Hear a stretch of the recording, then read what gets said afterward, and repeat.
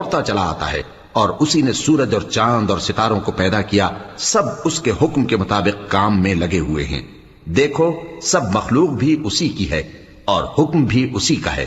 اللہ رب العالمین بڑی برکت والا ہے۔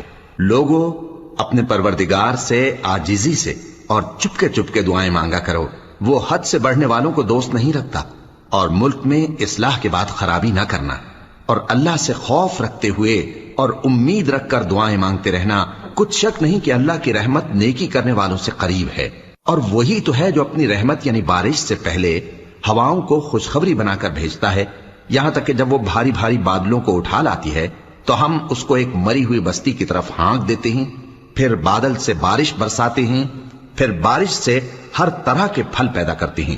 اسی طرح ہم مردوں کو زمین سے زندہ کر کے باہر نکالیں گے۔ یہ آیات اس لیے بیان کی جاتی ہیں تاکہ تم نصیحت حاصل کرو۔